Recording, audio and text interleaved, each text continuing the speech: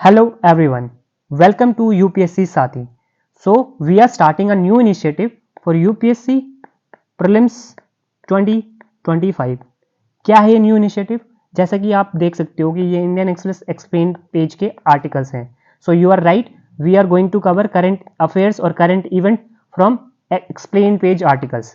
और explain page को ही क्यों कवर कर रहे हैं? देखो, क्योंकि यूपीएससी ने चाहे वो प्रीलिम्स हो या मेंस हो, इससे पहले एक्सप्लेन पेज में जो आर्टिकल्स आए हैं उनसे क्वेश्चन फ्रेम किए हैं. तो 2025 में वी आर होपिंग कि अभी दोबारा से फ्रेम करेंगे. 2025 में इन आर्टिकल से कई सारे क्वेश्चंस बनेंगे, इन करंट इवेंट से कई सारे क्वेश्चन बनेंगे. और दूसरा रीजन ये भी है कि बहुत सारे जो सीरियस एस्पिरेंट है वो एक्सप्लेन पेज को रिलीजियसली फॉलो करते हैं. तो इस वीडियो सीरीज की मदद से वो एक बार रिवाइज कर पाएंगे. क्योंकि देखो, हम आर्टिकल में जो इन्फॉर्मेशन है ना उसको तो कवर करेंगे ही, लेकिन अगर लगेगा कि आर्टिकल के बियॉन्ड हमको जाना है तो हम आर्टिकल के बियॉन्ड जाके जो एडिशनल इंफॉर्मेशन है वो भी प्रोवाइड करेंगे, ताकि जो प्रीलिम्स में जो क्वेश्चन आ रहे हैं उसको आप लगा पाओ, उसको आप टैकल कर पाओ, राइट. और we are starting with the month of April. April 2024 से हम स्टार्ट कर रहे हैं and this will be the part 1 of April month. अब एक वीडियो में पूरा मंथ का कवर कर पाना थोड़ा सा डिफिकल्ट हो जाएगा, so will do it in parts. So without wasting any time let us start. अब इस आर्टिकल में कुछ ज़्यादा इंपॉर्टेंट नहीं है, आपको सिर्फ ये याद रखना है कि जो 737 मैक्स एयरक्राफ्ट है उनको बोइंग बनाती है और ये अमेरिकन एरोस्पेस कंपनी है, राइट. बस इतना ही. दूसरा, अगर कोई स्टेटमेंट आता है यूपीएससी के प्रीलिम्स क्वेश्चन में कि dogs can associate words with object, तो स्टेटमेंट करेक्ट हो जाएगा, because it is said bye a study. एक रिसेंट स्टडी हुई, उन्होंने बोला कि dogs they can associate words with object. देखो, जैसे इस डॉग का नाम है टॉमी. टॉमी को आप बोलोगे टॉमी बॉल लेकर आ, तो आपने क्या बोला? बॉल. तो टॉमी ना बॉल ही उठा के लाएगा, क्योंकि वो वर्ड्स को एसोसिएट कर सकता है ऑब्जेक्ट से. बैट उठा के नहीं लाएगा. इसको बोलते हैं रेफरेंशियल अंडरस्टैंडिंग. ठीक है. अब आते हैं इस आर्टिकल पे, nuclear energy as climate solution. तो देखो, ग्लोबल वार्मिंग हो रही है, क्लाइमेट चेंज हो रहा है, तो हमको एनर्जी सिक्योरिटी इंश्योर करनी है. तो nuclear energy can be a great alternative, है ना. कोल बेस्ड पावर प्लांट से तो क्लाइमेट चेंज होता है, ग्रीन हाउस गैसेस का एमिशन होता है, ठीक है, टेम्परेचर बढ़ता है. तो उसका अल्टरनेटिव क्या होता है? न्यूक्लियर एनर्जी हो सकता है एक बहुत अच्छा अल्टरनेटिव. और उसी कंटेक्स्ट में मार्च 21 2024 में ब्रसल्स में न्यूक्लियर एनर्जी समिट हुई. It was first of its kind. Please ये बात भी याद रखना, it was first of its kind. ठीक है. तो कहाँ हुई समिट? ब्रसल्स में हुई. तो ये पहला इंपॉर्टेंट पॉइंट है. दूसरा इंपॉर्टेंट पॉइंट किसने ऑर्गेनाइज कराई? इंटरनेशनल एटॉमिक एनर्जी एजेंसी ने ऑर्गेनाइज कराई. ठीक है. अब ये एक इंटर गवर्नमेंटल ऑर्गेनाइजेशन है जो प्रमोट करती है safe and peaceful use of nuclear science and technology. इसके बारे में हम डिटेल में करेंगे, अभी थोड़ा कुछ पॉइंट्स और देखेंगे. ठीक है. अब न्यूक्लियर पावर को क्यों पिच किया जा रहा है? क्योंकि पहला चीज, न्यूक्लियर जो एनर्जी है, जो न्यूक्लियर पावर है, क्लीन सोर्स ऑफ एनर्जी है. तो इसका मतलब क्या एमिशन नहीं होता ग्रीन हाउस गैसेस का, या कुछ भी एमिशन नहीं हो रहा है?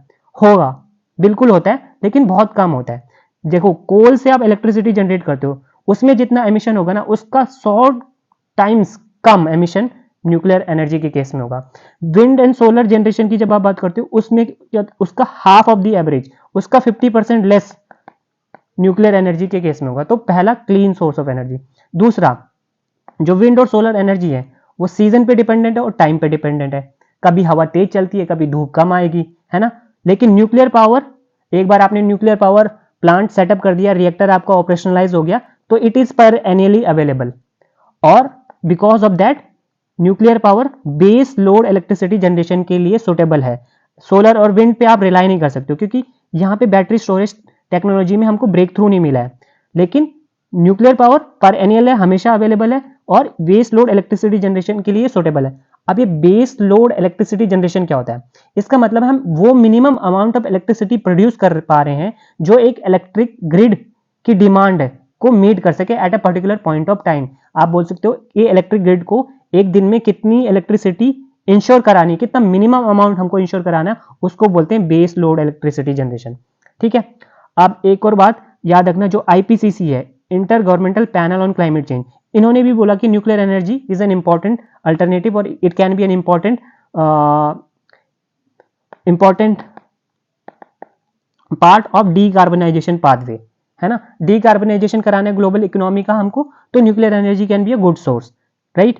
अब न्यूक्लियर एनर्जी का ना जो अपटेक है ना वो कम हो रहा है, आर्टिकल में ऐसा बोला कि न्यूक्लियर जो रिएक्टर हैं उनके नंबर डिक्रीज हो रहा है, और न्यूक्लियर जो पावर है ना अभी भी बहुत कॉस्टली है। क्यों कॉस्टली है? एक तो इन्वेस्टमेंट बहुत ज़्यादा लगती है, न्यूक्लियर प्लांट आपको सेटअप करना है बहुत ज़्यादा कॉस्टली है। उसके बाद टेक्नोलॉजी बेस बनाने में आपको बहुत सारे साल लग जाते हैं, और फिर अगर आपको न्यूक्लियर पावर प्लांट को ऑपरेट करना है तो बहुत सारे रेगुलेशंस होते हैं, कंस्ट्रेंट होते हैं, लोग प्रोटेस्ट करने लग जाते हैं, ठीक है, राइट। लेकिन जैसे सोलर और विंड के केस में उनका ना डिप्लॉयमेंट हो रहा है, रैपिड अडॉप्शन हो रहे हैं, solar and wind farms setup कर रहे हैं डिफरेंट कंट्रीज। क्यों? क्योंकि हमको टेक्नोलॉजी ब्रेक थ्रूज मिल गया है, तो इनकी कॉस्ट डिक्रीज हो गई है। लेकिन न्यूक्लियर के केस में वो नहीं हो पाया अभी, ठीक है। अब जब बात करते हो सीओपी की, सीओपी, सो सीओपी 28 हुई थी दुबई में। अब सीओपी 28 किसका? United nation framework convention on climate change, इसका सीओपी 28 हुआ था दुबई में, और यहाँ पे एक ट्रिपलिंग डिक्लेरेशन साइन की गई थी, जिसके अंदर ये बोला गया था कि जो global nuclear energy install capacity है उसको हम ट्रिपल कर देंगे from 2020 level to by 2050। So triple करना है global nuclear energy install capacity by 2050 from 2020 level, ठीक है। अब जो सीओपी 28 का जो फाइनल आउटकम था, it formally acknowledge nuclear energy as one of the zero और low emission technology that should be accelerated to achieve rapid and deep decarbonisation. अगर हमको रैपिड और डीप डीकार्बनाइजेशन इंश्योर कराना है तो हमको न्यूक्लियर एनर्जी को अडॉप्ट करना पड़ेगा। और ये बहुत इंपॉर्टेंट पॉइंट है, this one, this was the first time that nuclear energy was mention in any COP outcome. कौन सा सीओपी है? सीओपी 28, प्लीज इसको याद रखना, ठीक है। अब इंडिया की जब बात करते हो तो इंडिया बोलता है yes we acknowledge the role of nuclear energy in decarbonisation plan, है ना। हमको भी अपनी इकोनॉमी को डीकार्बनाइज करना है, तो न्यूक्लियर एनर्जी के रोल को हम अच्छे से समझते हैं। तो उसके लिए हमने क्या किया, हम 23 न्यूक्लियर रिएक्टर हमारे ऑपरेशनलाइज्ड हैं, और जिससे कितना इलेक्ट्रिसिटी जनरेट हो रहा है 7.5 गीगावाट, और 10 और रिएक्टर हम कंस्ट्रक्ट कर रहे हैं। तो ये ना कैपेसिटी है ट्रिपल हो जाएगी बाई द ईयर 2031-32। कितना हो जाएगा? 22.48 गीगावाट। अभी कितना कर रहे हैं? 7.5 गीगावाट हम कर रहे हैं, है ना। अभी कितना कर रहे हैं? 7.58 गीगावाट कर रहे हैं, ठीक है। अब ये जो 23 है या 22 जो न्यूक्लियर रिएक्टर्स है ना, इसमें प्लीज याद रखना 18 है प्रेशराइज्ड हैवी वाटर रिएक्टर और 4 है लाइट वेट रिएक्टर्स, ठीक है। और न्यूक्लियर एनर्जी जो है, एक और इंपॉर्टेंट डाटा आप नोट कर सकते हो, it is the fifth largest source of electricity in India. So ये पॉइंट भी आप नोट कर सकते हो। और एक और पॉइंट आपको याद रखना है कि जो न्यूक्लियर एनर्जी का शेयर है in total electricity generation capacity में कितना है? 3.1, जो कि लोएस्ट है when you talk about countries जो न्यूक्लियर एनर्जी यूज करते हैं, ठीक है। और उसके बाद ये हमने सीओपी 28 की बात करी, ट्रिपलिंग डिक्लेरेशन की बात करी, तो इंडिया ने ये ट्रिपलिंग डिक्लेरेशन स्किप कर दी, ठीक है। So that is there. अब यहां बात करते हैं वाईकॉम सत्याग्रह के बारे में। किसके बारे में? वाईकॉम सत्याग्रह। देखो क्या था कि वाईकॉम जो है एक टेम्पल टाउन था, ट्रेवंकोर, प्रिंसली स्टेट ऑफ ट्रेवंकोर, उसमें वाईकॉम एक टेम्पल टाउन था। वहां पे मार्च 30, 1924 में एक नॉन वायलेंट एजिटेशन स्टार्ट होता है, जिसको आप ये भी बोल सकते हैं first temple entry movement in India. तो Vaikom Satyagraha was the first temple entry movement in India, ये आपको याद रखना है। देखो अर्ली 20th सेंचुरी में जब आप ट्रेवंकोर के बारे में बात करोगे तो वहां पे एक feudal militaristic and ruthless system follow किया जाता है, और कास्ट एट्रोसिटीज होती थी, कास्ट हायरार्की बहुत स्ट्रांग थी। लेकिन क्या हुआ 19th सेंचुरी के सेकेंड हाफ में, जो वहां के महाराजा थे अयलियम थिरुनल रामा वर्मा, तो महाराजा रामा वर्मा ने बहुत सारे प्रोग्रेसिव रिफॉर्म स्टार्ट किए, जिसमें एक था universal free primary education.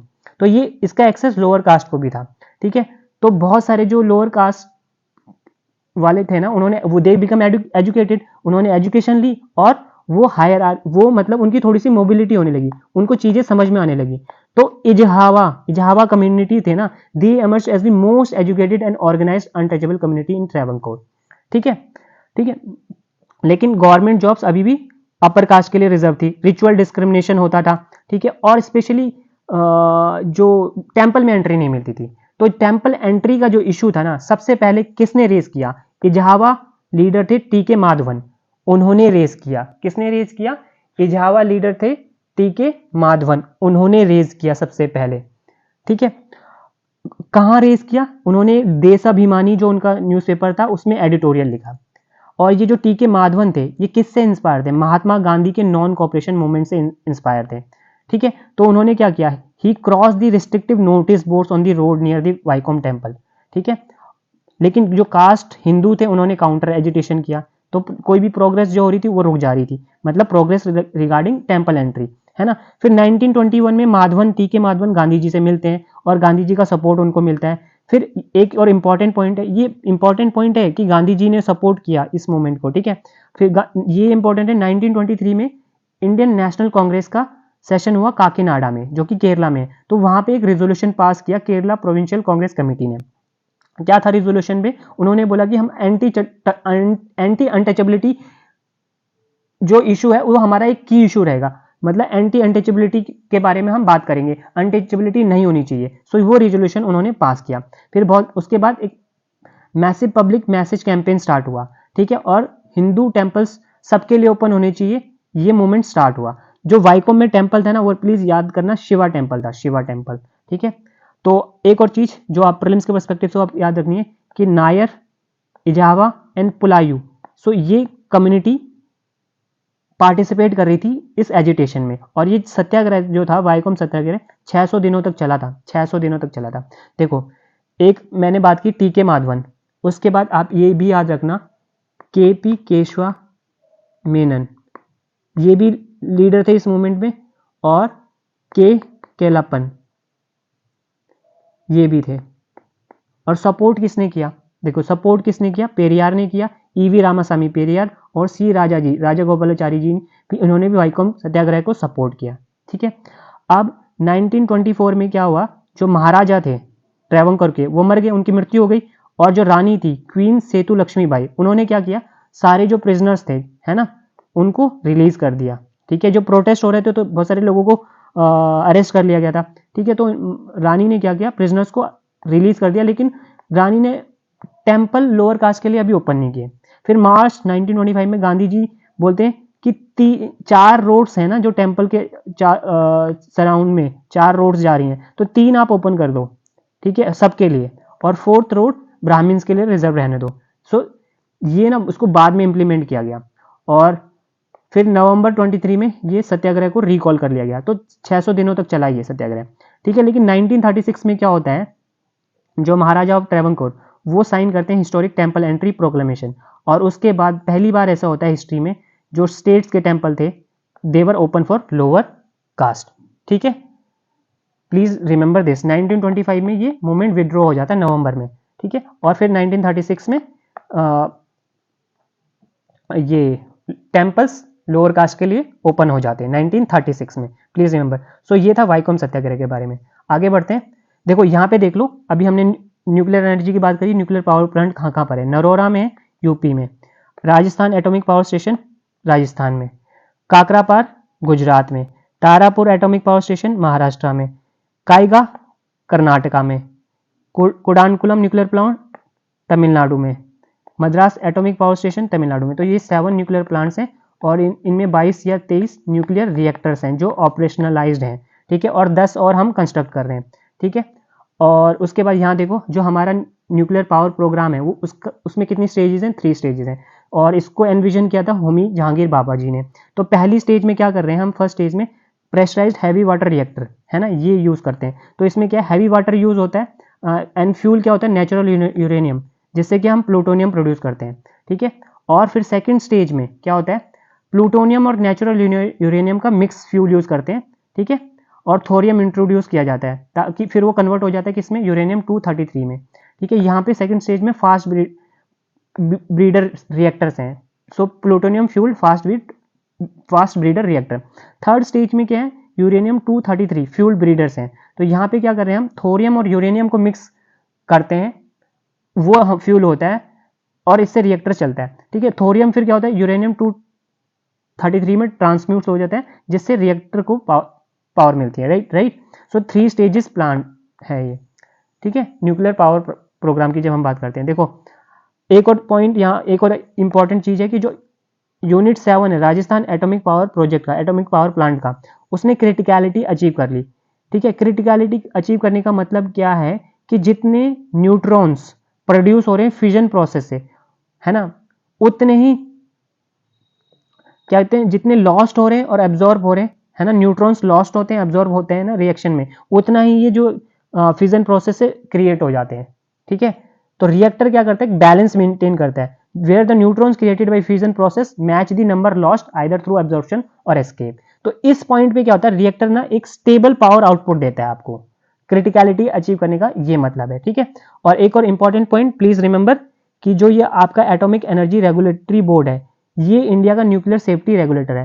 It is the India nuclear safety regulator. So regulator क्या कौन है, atomic energy regulatory board. Right, ठीक है। सो क्रिटिकलिटी का आपको मतलब पता चल गया, जितने न्यूट्रॉन क्रिएट हो रहे हैं उतने ही जितने एब्जॉर्ब हो जाते हैं या एस्केप हो जाते हैं, तो नंबर बैलेंस हो जाता है और एक स्टेबल पावर हमको मिलती है। राइट, अब एक बार बात कर रहे थे इंटरनेशनल एटॉमिक एनर्जी एजेंसी की। सो ये इंटर गवर्नमेंटल ऑर्गेनाइजेशन है, ये प्रमोट करती है peaceful use of nuclear energy. ठीक है, स्टैब्लिश हुई थी 1957 में, इसको बोला जाता है world's atom for peace. It is an organisation within United Nation, but it is govern by its own founding treaty, that is statute of IAEA। और ये बहुत UNGA और UNSC को रिपोर्ट करती है, यूनाइटेड नेशन जनरल असेंबली और United nation security council दोनों को रिपोर्ट करती है। इसका हेडक्वार्टर कहाँ पर है, इसका हेडक्वार्टर है वियना ऑस्ट्रिया में। 2005 में इसको नोबेल प्राइज भी मिला था, नोबेल पीस प्राइज मिला था, because of its work for a safe and peaceful world. इसमें 178 मेंबर स्टेट है और India is one of the founding member. So ये प्लीज याद रखना, इंडिया फाउंडिंग मेंबर है। ठीक है, राइट, नोबेल पीस प्राइज भी मिला है 2005 में। ठीक है, अब देखो क्वेश्चन पूछा हुआ है इससे रिलेटेड, IAEA का एडिशनल प्रोटोकॉल से रिलेटेड क्वेश्चन पूछा था, मतलब कि civilian nuclear reactors comes under IAEA safeguards. ठीक है, और फिर 2020 में भी पूछा था कि ये IAEA सेफगार्ड्स किससे रिलेटेड है ना, तो यहाँ पे भी पूछा था कुछ ये एडिशनल प्रोटोकॉल वाला, यहाँ पे ये पूछ लिया IAEA सेफगार्ड्स के बारे में। कुछ न्यूक्लियर रिएक्टर्स इसके अंदर हैं और कुछ नहीं है। ठीक है, so because some use imported uranium and other use domestic supplies. ठीक है, और उसके बाद देखो ये रोल आउट सत्याग्रह से रिलेटेड क्वेश्चन था, चंपारण सत्याग्रह से रिलेटेड क्वेश्चन पूछा यूपीएससी ने, तो वाइकॉम सत्याग्रह से रिलेटेड भी क्वेश्चन बन सकता है। अब चलते हैं आगे।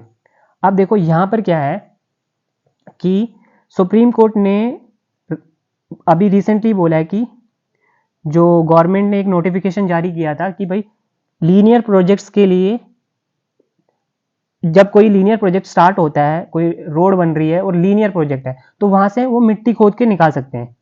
ठीक है, कितना अमाउंट निकालेंगे ये सरकार ने बताया नहीं, तो ये जो नोटिफिकेशन था ना, इसको गवर्नमेंट सुप्रीम कोर्ट ने रद्द कर दिया, it has been set aside, है ना। अब देखो सबसे पहले क्या होता है, 2006 में एक नोटिफिकेशन आता है जिसके अंदर क्या बोला जाता है, ये नोटिफिकेशन इशू होता है एनवायरमेंट प्रोटेक्शन एक्ट 1986 के अंदर। इसके अंदर ये बताया जाता है कि कुछ एक्टिविटीज हैं जिसके लिए आपको इन्वायरमेंटल क्लियरेंस लेना पड़ेगा, इन्वायरमेंटल क्लियरेंस लेना पड़ेगा, है ना। फिर 2016 में एक दूसरा नोटिफिकेशन आता है जिसमें ये बोला जाता है कुछ कैटेगरी के जो प्रोजेक्ट हैं उनको ना एग्जेम्प्ट किया जाएगा इस रिक्वायरमेंट से, मतलब उनको अब इन्वायरमेंटल क्लियरेंस नहीं लेना पड़ेगा। अब मार्च 2020 में एक और नोटिफिकेशन आता है, तीसरा नोटिफिकेशन। इसमें बोला जाता है कि जो हम लीनियर प्रोजेक्ट के केस में अगर हम मिट्टी निकालना चाहते हैं, वी वांट टू एक्सट्रैक्ट और source ordinary earth for the linear project, जैसे कि रोड, पाइपलाइन एक्सेट्रा, तो उसको इस एग्जेम्पशन वाली लिस्ट में हम ऐड कर रहे हैं। तो मतलब इस केस में भी आपको इन्वायरमेंट क्लियरेंस नहीं लेना पड़ेगा अगर आप ये ऑर्डिनरी अर्थ को एक्सट्रैक्ट कर रहे हो when it comes to linear project. ठीक है, और गवर्नमेंट ने क्या आर्गुमेंट दिया था कि जो कुम्हार्स वगैरह हैं, फार्मर्स हैं, ग्राम पंचायत है, बंजारा है ना, ओट्स, ये गुजरात, इन सबको फायदा होगा। ठीक है, इन सबकी मदद होगी। ठीक है, लेकिन इसको चैलेंज किया गया और सुप्रीम कोर्ट ने इसको रद्द कर दिया, ये नोटिफिकेशन को, कि नहीं भाई आप ऐसा नहीं कर सकते। सुप्रीम कोर्ट ने पहला आर्ग्यूमेंट दिया कि भाई ये आर्टिकल 14 को वायलेट करता है, एक आर्बिट्रेरी है। ठीक है, ब्लैंकेट एग्जम्पशन नहीं दे सकते आप। ठीक है। और दूसरा, आपने डिफाइन नहीं किया कि भाई लीनियर प्रोजेक्ट्स क्या होते हैं और कितनी मिट्टी आप निकालोगे, कितने एरिया से निकालोगे, ये भी आपने नहीं बताया, ठीक है। और सुप्रीम कोर्ट ने ये भी बोला कि आपने पब्लिक नोटिस क्यों नहीं जारी किया इससे रिलेटेड। पब्लिक नोटिस आपको जारी करना चाहिए था ताकि लोग अपने कंसर्न्स रेज कर सकते थे, लेकिन आपने वो क्यों नहीं जारी किया। फिर सुप्रीम कोर्ट बोलती कि आपने इलेबोरेट नहीं किया लीनियर प्रोजेक्ट्स के बारे में क्या होते हैं ऑल ये, ठीक है। कौन सी अथॉरिटी रिस्पॉन्सिबल होगी इन्वायरमेंटल सेफगार्ड्स की जब बात आती है, ठीक है। सो इसमें इतना ही जानना है। तो लीनियर प्रोजेक्ट्स आपका मतलब है, मतलब ऐसे कि जो स्ट्रेट चल रहे हैं, है ना, मतलब रोड बन रही है तो लीनियर है, राइट, ऐसे करके, या रेलवे ट्रैक्स चल रहे हैं तो that is a linear project. लेकिन सुप्रीम कोर्ट ने ये बोला कि आपने डिफाइन नहीं किया लीनियर प्रोजेक्ट, ठीक है। अब यहाँ पे ये जैकब जुमा जी हैं, ठीक है, ये साउथ अफ्रीका के फॉर्मर प्रेसिडेंट हैं, और अपार्थाइड रिजीम था साउथ अफ्रीका में, ठीक है, और अफ्रीकन नेशनल कांग्रेस ने उसके अगेंस्ट लड़ा, फिर वो 1994 में पावर में आती है। अब बात करते हैं आरबीआई की, ठीक है। 90 साल हो गए हैं आरबीआई को, ठीक है, 90 साल हो गए। 1934 में आरबीआई एक्ट आया था, ठीक है। तो देखते हैं इससे रिलेटेड, आरबीआई से रिलेटेड हम देखेंगे पूरा, बट एक बार इससे पहले ये देख लेते हैं। देखो, इंडिया की पहली सोलर ऑब्जर्वेटरी कब सेटअप हुई थी और कहाँ हुई थी? कोडाईकनाल में हुई थी। कब हुई थी वो हम देखेंगे, 1889 में, ठीक है। 1792 में क्या हुआ, ब्रिटिश ईस्ट इंडिया कंपनी ने मद्रास ऑब्जर्वेटरी सेटअप करी, ठीक है, जहाँ पर सोलर और दूसरे एस्ट्रोनॉमिकल ऑब्जर्वेशन किए जाते थे, ठीक है। 1889 में क्या हुआ, कोडाईकनाल सोलर फिजिक्स ऑब्जर्वेटरी से इसको मर्ज कर दिया जाता है और फिर इसका नाम क्या होता है, कोडाईकनाल सोलर ऑब्जर्वेटरी, ठीक है। अब इसको 125 साल हो गए, it is being in operation, ये काम कर रही है। अब ये क्यों बनाई गई थी, क्योंकि 1875 में क्या होता है, साउथ इंडिया में बहुत कम रेन होती है, मतलब रेनफॉल बहुत ही कम होता है, तो जिससे क्या होता है, ड्रॉट आता है, फैमिन आता है और बहुत सारे लोग मर जाते हैं।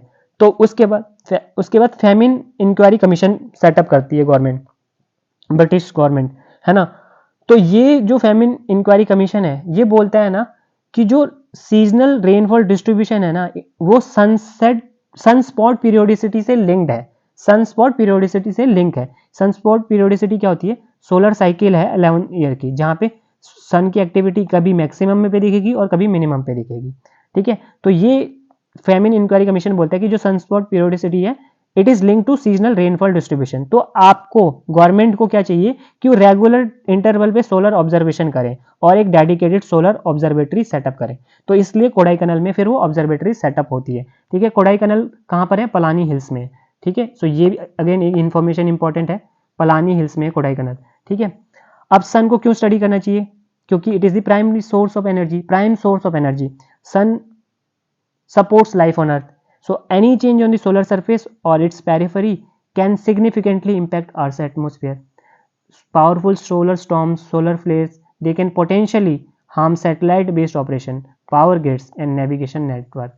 तो इसलिए हमको सन को स्टडी करना चाहिए। सन को स्टडी करने के लिए आदित्य L1 मिशन इसरो ने सेंड किया, आदित्य L1, ठीक है, ये भी याद रख लो साथ में, ठीक है।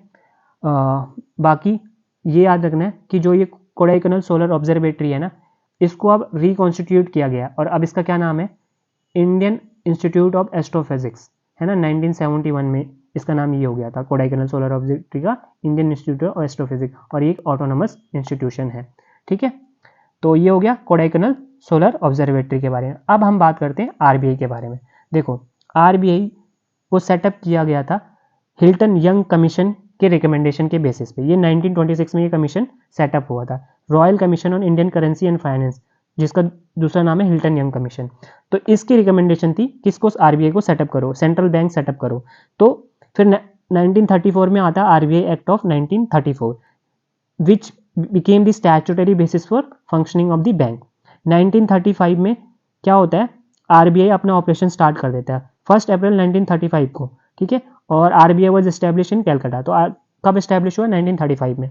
और 1937 में जो ऑफिस था आरबीआई का, उसको कलकत्ता से शिफ्ट कर दिया जाता है मुंबई में, ठीक है। और 1949 में आरबीआई को नेशनलाइज कर दिया जाता है। इससे पहले आरबीआई प्राइवेट एंटिटी था, ठीक है।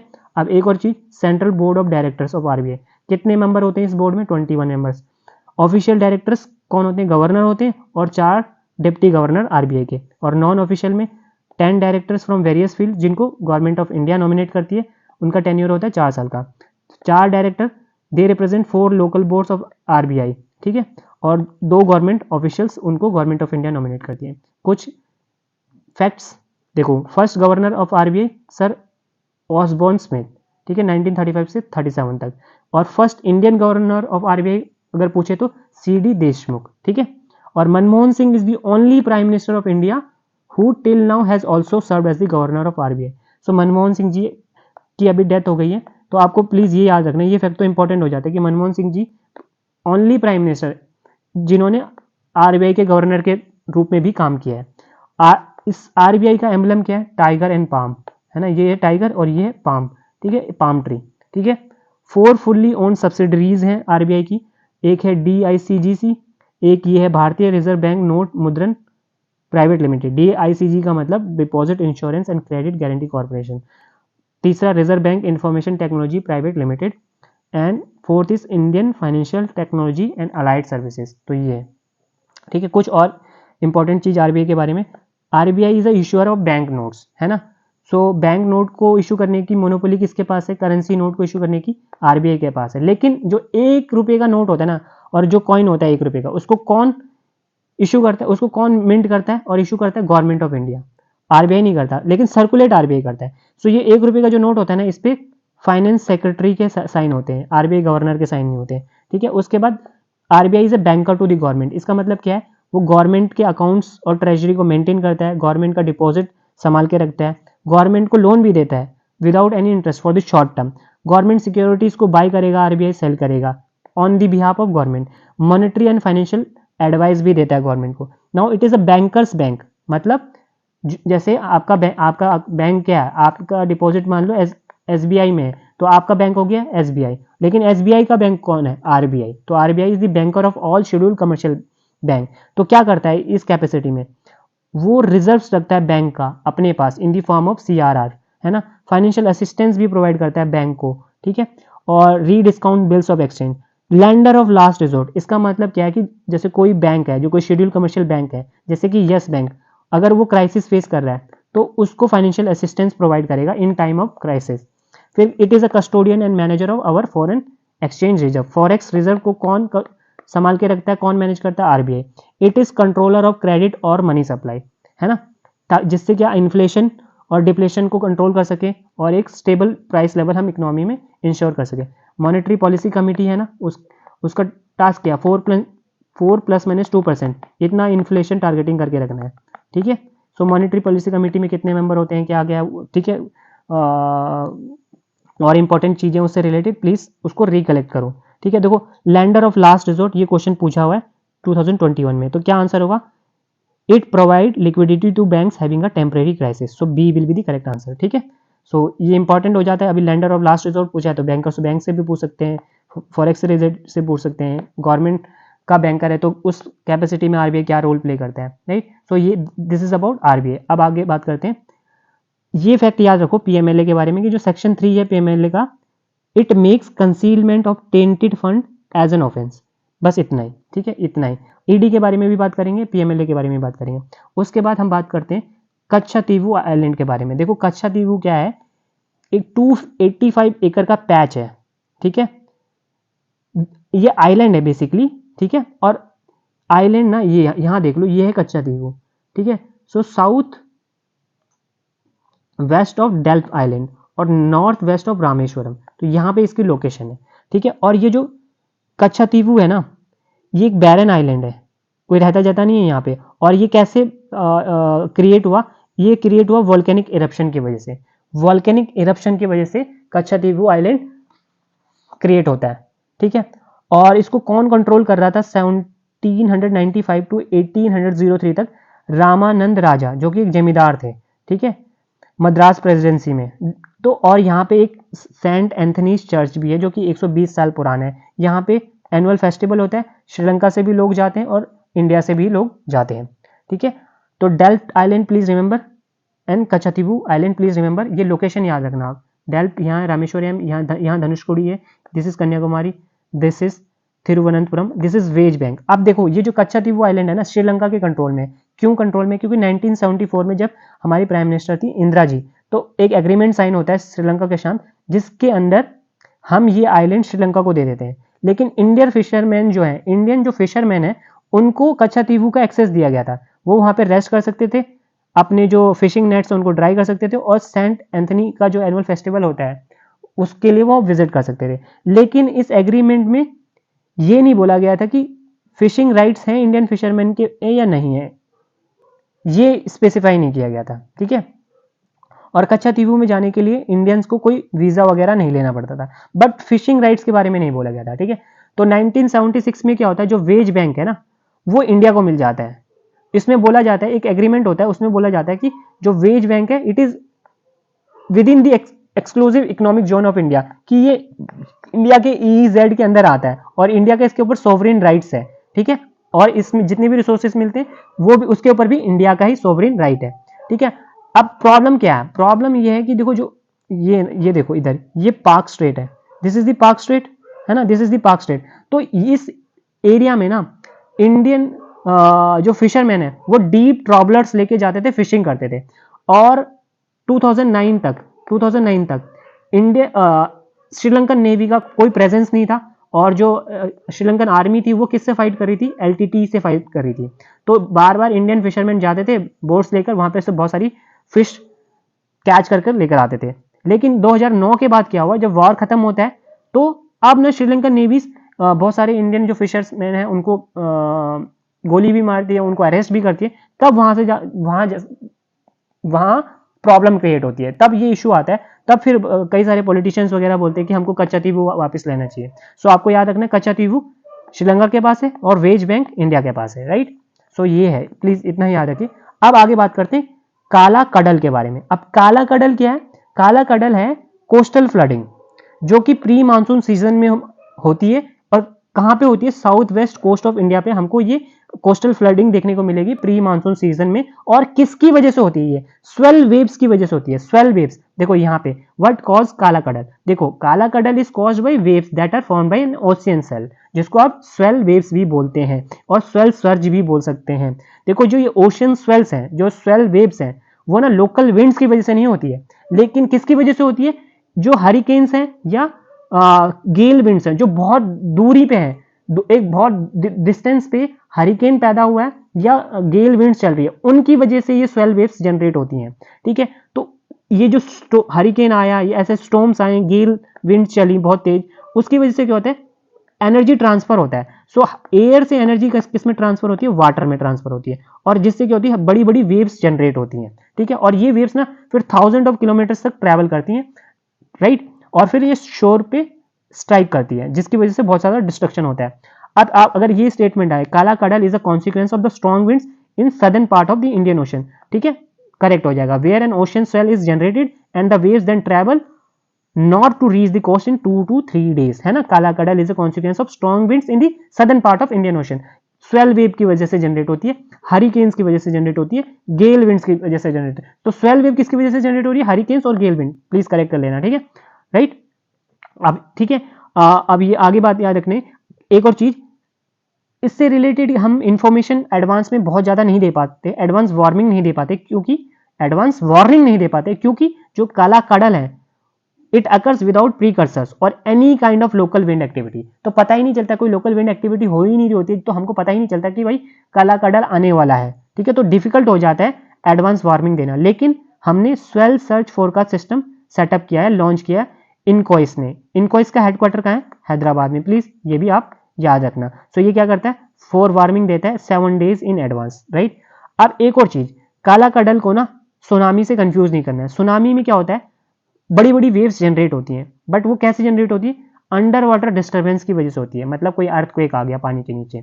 लेकिन काला कडल में हमने देखा कि जो एनर्जी ट्रांसफर है वो कहां से हो रहा है? एयर से हो रहा है वाटर में, ठीक है, जिसकी वजह से बड़ी बड़ी वेव्स जनरेट होती है, जिनको हम ओशियन स्वेल्स बोलते हैं, राइट।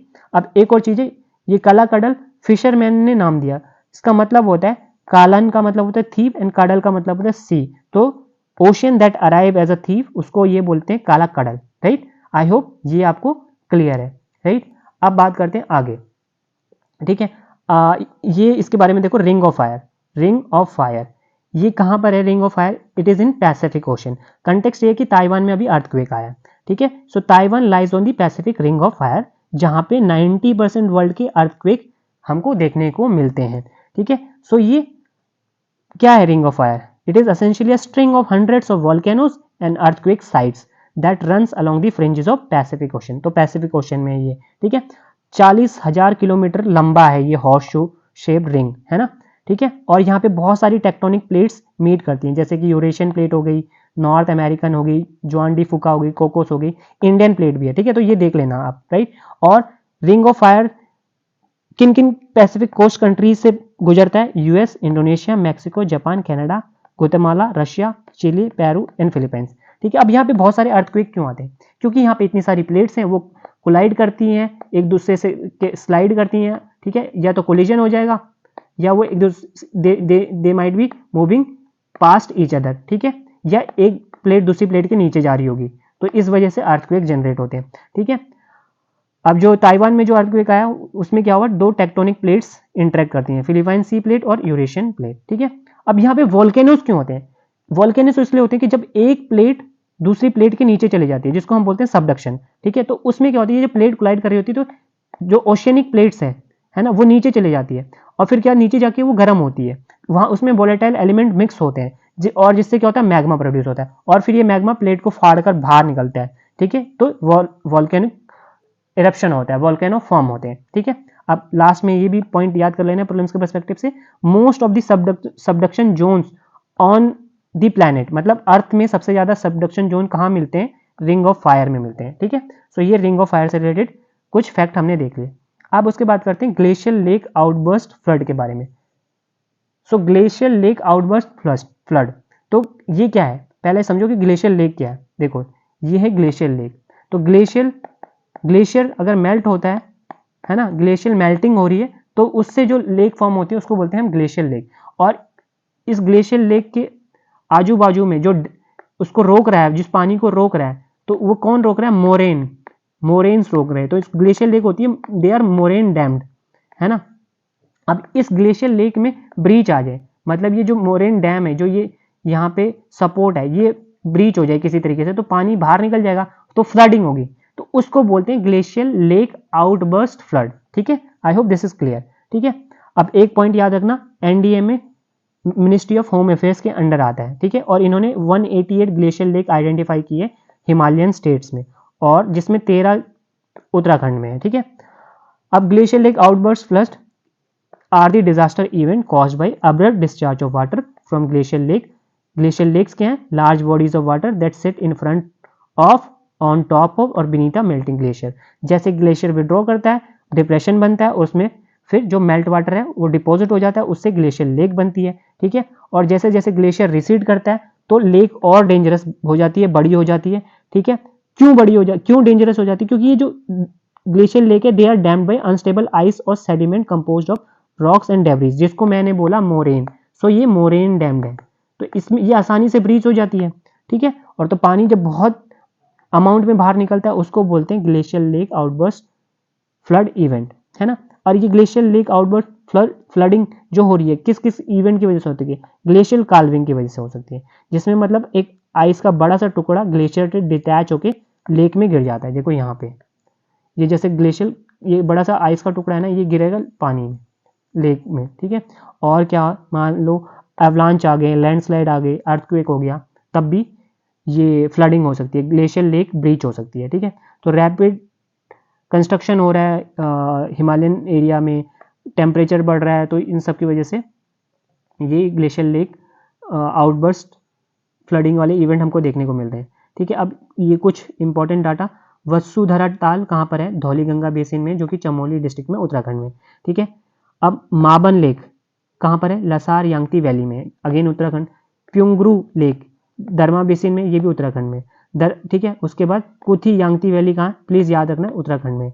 और ये दोबारा से एक बार बता देता हूँ, लसार यांगती वैली, कुथी यांगती वैली उत्तराखंड में, मबान लेक, वसुधारा ताल, प्युंगरू लेक सब उत्तराखंड में, ठीक है, राइट। सो अब ये देखते हैं, जब आप बात करते हो इंडिया का number, India is the 5th largest economy. Top पे कौन है? यूएस, चाइना, 3rd पे जापान, 4th पे Germany and India is the 5th largest economy. तो अगर हमको वर्ल्ड बैंक का जो per capita gross national income का क्लासिफिकेशन है, अगर हमको डेवलप कंट्री बनना है बाय 2047, तो हमको ये जो फिगर है ना, इसको अचीव करने पड़ेगा, 13,846 यूएस डॉलर, राइट। अगर per capita gross national income हो जाती है इंडिया की, तो वी विल बिकम अ विकसित भारत, हाई इनकम कंट्री। अभी हमारा स्टेटस क्या है? अभी हम लोअर मिडिल इनकम कंट्री है, जिसका रेंज इतना है 1136 टू 4,465 डॉलर। और चाइना क्या है? China upper middle income country है, ठीक है। सो ये जिसका रेंज है 4,466 टू 13,845 यूएस डॉलर। और अगर इतना पहुंच जाता है हमारा फिगर, तो we will be called as a high income country, ठीक है, राइट। अब बात करते हैं आगे।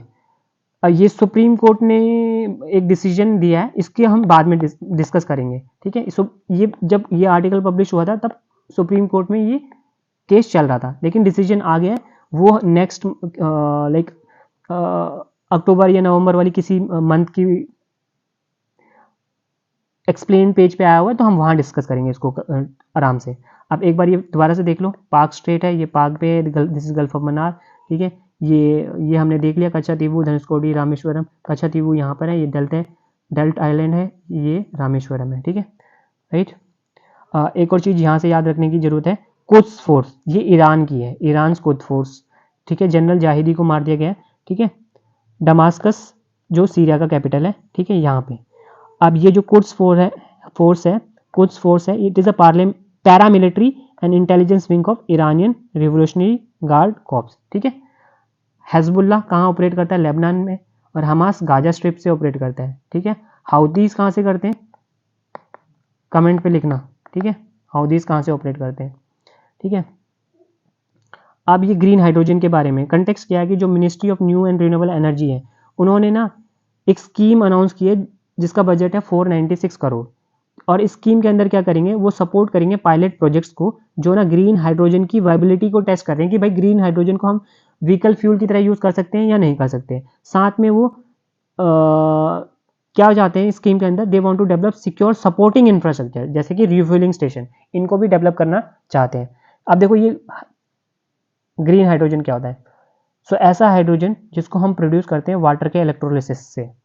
और इलेक्ट्रोलिसिस करने के लिए हम जो इलेक्ट्रिसिटी यूज़ कर रहे हैं, वो कहाँ से आनी चाहिए? वो रिन्यूएबल सोर्सेज से आनी चाहिए, जैसे कि विंड और solar.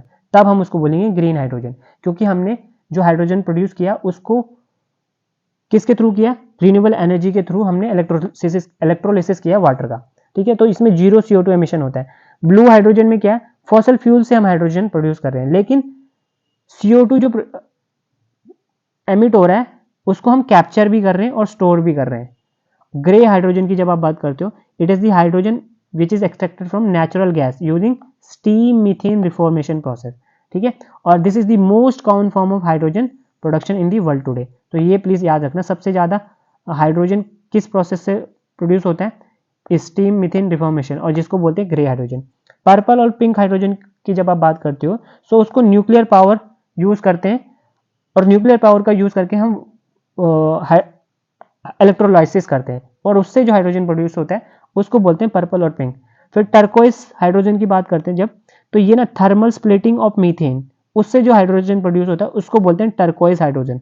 So instead of carbon dioxide solid carbon produce होता है यहाँ पे। ब्राउन और ब्लैक हाइड्रोजन की जब बात करते हो, hydrogen which is extracted from coal using gasification, coal gasification के प्रोसेस से जो हाइड्रोजन प्रोड्यूस होता है उसको बोलते हैं ब्राउन या ब्लैक, ठीक है। येलो हाइड्रोजन जब आप बोलते हो, so it is produced by electrolysis using grid electricity. अब ग्रिड इलेक्ट्रिसिटी चाहे वो रिन्यूएबल सोर्स से आई हो या फॉसल फ्यूल से आई हो, ठीक है, बट ग्रिड इलेक्ट्रिसिटी हम यूज कर रहे हैं, तो येलो। व्हाइट का मतलब क्या है? व्हाइट हाइड्रोजन का मतलब क्या है? It is a by product of industrial processes and also refers to hydrogen occurring in its natural form, तो उसको बोलते हैं व्हाइट हाइड्रोजन, ठीक है। ये हो गया हाइड्रोजन के टाइप। अब देखो हाइड्रोजन कलरलेस गैस है, ठीक है, और ग्रीन, ये तो हमने देख लिया ग्रीन का मतलब क्या है कि वो रिन्यूएबल एनर्जी से जो इलेक्ट्रिसिटी प्रोड्यूस होती है जैसे सोलर और विंड से, उसको यूज़ करते हुए हम वाटर का इलेक्ट्रोलाइसिस करते हैं। सो उससे जो हाइड्रोजन प्रोड्यूस होता है उसको ग्रीन हाइड्रोजन बोलते हैं, ठीक है। सो कोई कार्बन एमिशन नहीं होता इसमें। ग्रे हमने देख लिया, which is produce from natural gas through energy intensive process, right. अब यहाँ पे बात करते हैं हाइड्रोजन फ्यूल सेल व्हीकल्स के बारे में। एक है hydrogen internal combustion engine vehicle. इस व्हीकल में क्या है, ICE, ये इंटरनल कंबशन इंजन हम यूज कर रहे हैं। इसमें क्या करते हैं, हाइड्रोजन को हम बर्न कर रहे हैं, ठीक है, थ्रू कंबशन प्रोसेस। तो जैसा जो ट्रेडिशनल आपकी जो कार्स होती हैं ना, डीजल या पेट्रोल वाले इंजन होते हैं, उसमें क्या उसके जैसा ही है ये, ठीक है। बट एक एक्सेप्शन क्या कि कार्बन एमिशन बहुत कम होते हैं। यहाँ पे लिखा है नो कार्बन एमिशन, बट होते हैं, बट थोड़े बहुत होते हैं, ठीक है, होते हैं बट थोड़े बहुत होते हैं। लेकिन आप बात करो hydrogen fuel cell electric vehicle की, तो इसमें क्या कर रहे हो, जो फ्यूल सेल है ना, जो फ्यूल सेल है इसमें क्या हाइड्रोजन है, और इस हाइड्रोजन से का हम इलेक्ट्रोकेमिकल कन्वर्जन करा रहे हैं किसमें, हाइड्रोजन में। तो मतलब इस फ्यूल सेल से हम इलेक्ट्रिसिटी पास कर रहे हैं, हाइड्रोजन को इलेक्ट्रोकेमिकली हम इलेक्ट्रिसिटी में कन्वर्ट करा रहे हैं। तो इसमें क्या होता है, वाटर एक बाय प्रोडक्ट होता है, ठीक है। और उसके बाद ये आप समझिए कि जो fuel cell electric vehicle hydrogen है, hydrogen fuel cell electric vehicle है, उसमें कार्बन एमिट नहीं हो, मतलब उसमें अभी देखो, एक हमने बात की हाइड्रोजन ICE की, और दूसरा हम बात कर रहे हैं hydrogen fuel cell electric vehicle की। तो इसमें आर्टिकल में बोला कि कार्बन एमिशन नहीं होता है, मान लो थोड़ा बहुत होता है, लेकिन ये एनर्जी एफिशिएंट नहीं है, ये उतना एनर्जी एफिशिएंट प्रोसेस नहीं है, ठीक है। यहाँ पे लिखा है burning hydrogen is far less energy efficient than converting it into electricity in a fuel cell, ठीक है, राइट। तो ये ध्यान रखना। अब हम hydrogen fuel cell electric vehicle को कंपेयर कर रहे हैं बैटरी इलेक्ट्रिक व्हीकल से। तो इसमें क्या है, बैटरी इलेक्ट्रिक व्हीकल में सबसे हैवीएस्ट पार्ट क्या है, बैटरी है। लेकिन hydrogen fuel cell electric vehicle की जब आप बात करोगे तो वहां पे आप क्या यूज कर रहे हो एज ए फ्यूल, हाइड्रोजन, जो कि एक लाइट एलिमेंट है। तो जो फ्यूल सेल स्टैक है उसका वेट कम हो जाएगा। तो इसको बोला जा रहा है कि it can be a great alternative to EV battery technology. So EV battery vehicle के बदले उसको रिप्लेस करते हुए हम हाइड्रोजन फ्यूल सेल टेक्नोलॉजी या hydrogen fuel cell electric vehicle use कर लेते हैं। और स्पेशली जब आप बात करते हो जो बड़े बड़े हैवी ड्यूटी ट्रक्स होते हैं, देखो तो उन जब उसमें अगर आप हाइड्रोजन फ्यूल सेल यूज करोगे तो क्या होगा, उसकी पेलोड कैपेसिटी कम हो जाएगी, तो और ज्यादा सामान वो उठा के ले जा पाएगा। क्योंकि अगर वो बैटरी वाला होगा या दूसरा चीज होगा, ठीक है, डीजल इंजन है, तो वो तो भारी होता है, लेकिन हाइड्रोजन क्या एक लाइट एलिमेंट है ना, जो ज्यादा सामान उठा के ले जा सकते हैं, तो पेलोड कैपेसिटी इंक्रीज हो जाएगी, ठीक है। और हम ट्रांसपोर्ट सेक्टर में कार्बन एमिशन कम करना चाहते हैं, सो इसको हम यूज कर सकते हैं, राइट। और इससे हमारा कोई रेवेन्यू जनरेशन जो कैपेसिटी है उसमें कोई गिरावट नहीं होगी, है ना। So green hydrogen holds promise. लेकिन अब प्रॉब्लम क्या है ग्रीन हाइड्रोजन से, कॉस्ट ऑफ प्रोडक्शन बहुत ज़्यादा है, स्टोरेज के लिए इंफ्रास्ट्रक्चर नहीं है, ट्रांसपोर्टेशन के लिए इंफ्रास्ट्रक्चर नहीं है उस स्केल पे, ठीक है। अभी जो सिलेंडर सब मैन्युफैक्चर करते हैं, जो डिज़ाइन होते हैं इंडिया में मैन्युफैक्चर होते हैं, वो CNG के लिए हैं, ठीक है। और यहाँ पे हाइड्रोजन हाई प्रेशर पे स्टोर होता है, और CNG cylinder they can not carry hydrogen. So hydrogen is stored at very high pressure, और CNG सिलेंडर उनको कैरी नहीं कर सकते हाइड्रोजन को, ठीक है। So for cylinder to carry high mass of hydrogen the carbon fibre needs to be stronger which makes high pressure cylinder expensive. तो बहुत महंगे, अगर हमको हाई प्रेशर सिलेंडर बनाने तो बहुत ज़्यादा कॉस्टली हो जाएंगे, क्योंकि कार्बन फाइबर बहुत स्ट्रॉन्ग होना चाहिए। और दूसरा तीसरा इशू ये भी क्या है, हाइड्रोजन क्या है, एक्सट्रीमली फ्लेमेबल है। मतलब आपको बहुत ज़्यादा ध्यान रखना पड़ेगा, special care you have to ensure जब आप उसको हैंडल कर रहे हो, चाहे वो रिटेल स्टेशन पे हो। डीजल, पेट्रोल और CNG को हैंडल करना कंपैरेटिवली इजी है। सो आपको full proof handling and safety standards ensure कराने पड़ेंगे, ठीक है। और एक लास्ट में ये बोला कि जैसे जैसे बैटरी टेक्नोलॉजी एडवांस होती है, ठीक है, और ये EV बैटरीज का वजन कम होता है, तो long term viability of green hydrogen powered heavy duty commercial vehicle could also come under pressure, है ना। तो मान लो बैटरी टेक्नोलॉजी एडवांस होती है और बैटरी का वेट कम हो जाता है, तो फिर भाई ये हाइड्रोजन पावर्ड हैवी ड्यूटी जो ट्रक्स हम बात कर रहे थे उनकी रिक्वायरमेंट क्या हो रहेगी फिर, है ना, ठीक है। अब बात करते हैं इसकी, एक यहाँ देख लो पहले, डे जीरो क्या होता है? डे जीरो होता है जब म्यूनिसिपल अथॉरिटीज आपकी वाटर सप्लाई कट कर दें, क्योंकि जो रिजर्वर्स हैं उनमें पानी नहीं बचा है और फिर आपको लाइन लगानी पड़ रही है, डेली राशनिंग हो रही है वाटर की। भाई एक आदमी को 2 बाल्टी मिलेगा, 3 बाल्टी मिलेगा, ऐसा समथिंग लाइक दैट। ये कहाँ पर हुआ था? केप टाउन में भी हुआ, बेंगलुरु में भी हुआ है। तो डे जीरो केप टाउन ने देखा सबसे पहले और बेंगलुरु ने भी देख लिया, इसको बोलते हैं डे जीरो। अब बात करते हैं वेपिंग की। तो अभी यूएस में एक स्टडी हुई है, उन्होंने बोला वेपिंग ना सही नहीं है, उससे हार्ट फेलियर होता है, हार्ट फेलियर का रिस्क बढ़ जाता है 19% से। ठीक है, अब वेपिंग का मतलब क्या है? ये जो आदमी कर रहा है, ई सिगरेट, ई सिगरेट, वेप्स का मतलब होता है ई सिगरेट। सो ई सिगरेट फूंकना, उसको बोलते हैं vaping. So it is electronically heat a solution of glycerine, flavours and nicotine. So E cigarette में क्या होता है? ग्लिसरीन होता है, फ्लेवर्स होते हैं और निकोटीन होता है। निकोटीन से हिट मिलती है आपको, है ना। तो ई सिगरेट को प्रमोट किया गया था कि भाई किसी को स्मोकिंग छोड़नी है तो वो पहले ई सिगरेट, सिगरेट ना पिए, ई सिगरेट पी ले, वेप्स यूज कर ले। ठीक है, तो धीरे धीरे छूट जाएगा, क्योंकि उन्होंने बोला कि जो ई सिगरेट होती है ना उसमें तार नहीं होता है। ठीक है, और तार से ही हमारे लंग्स खराब होते हैं। ठीक है, वही हार्मफुल है, लेकिन निकोटीन हार्मफुल नहीं है। लेकिन क्या हुआ?